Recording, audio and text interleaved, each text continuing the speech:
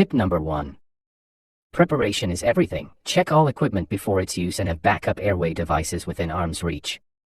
At a minimum, always have a nasopharyngeal airway, NPA, and Yankauer suction ready before any intubation scenarios. Tip number 2. Whenever possible, bag valve mask ventilation should be performed by 2 people. In this technique, one person squeezes the bag while the other person uses both hands to create a seal and deliver breaths to the patient. The 2-person approach has been shown to deliver higher tidal volumes and create a better seal.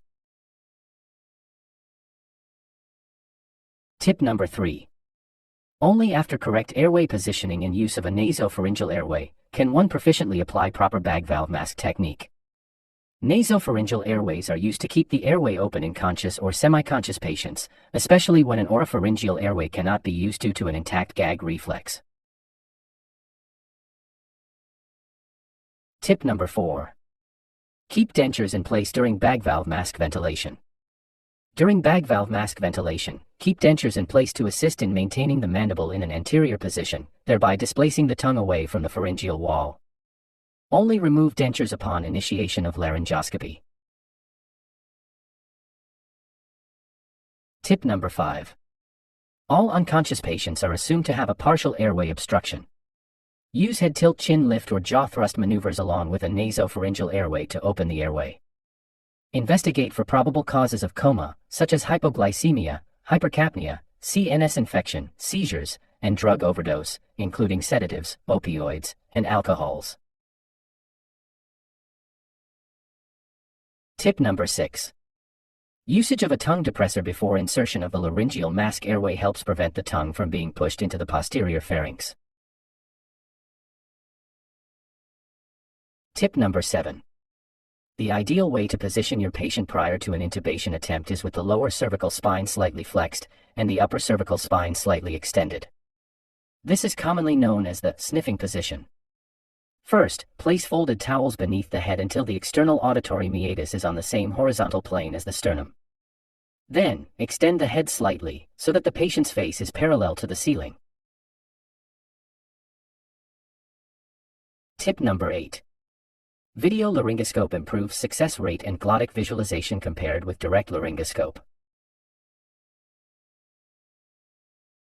Tip number 9.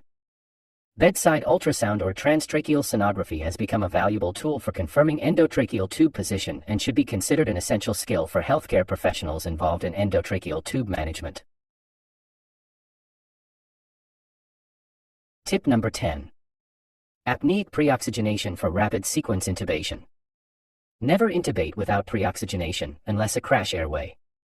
Anecdotally, patients undergoing rapid sequence intubation could have oxygen administered simultaneously via a nasal cannula and non-rebreather mask or bag valve mask. Tip number 11. Impending respiratory failure is a clinical diagnosis, not based upon imaging or blood testing. An acute alteration in mental status is a crucial indicator for impending respiratory failure. Tip number 12. The Lemon Assessment is a quick and easy bedside tool used by healthcare professionals to rapidly evaluate a patient's airway before intubation.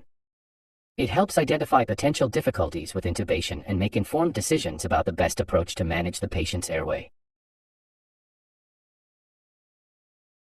Take-home message. Always have a nasopharyngeal airway and Yankauer suction ready. Bag valve mask ventilation is a 2-person procedure.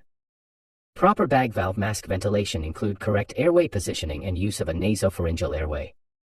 Keep dentures in place during bag valve mask ventilation. All unconscious patients are assumed to have a partial airway obstruction. Usage of a tongue depressor before insertion of the LMA helps prevent the tongue from being pushed into the posterior pharynx. Position the external auditory meatus on the same horizontal plane as the sternum and the patient's face parallel to the ceiling.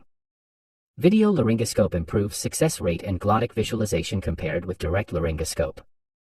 Use bedside ultrasound to confirm endotracheal tube position. Patients undergoing rapid sequence intubation could have oxygen administered simultaneously via a nasal cannula and non-rebreather mask or bag valve mask. Impending respiratory failure is a clinical diagnosis, not based upon imaging or blood testing. The lemon assessment helps identify potential difficult airway.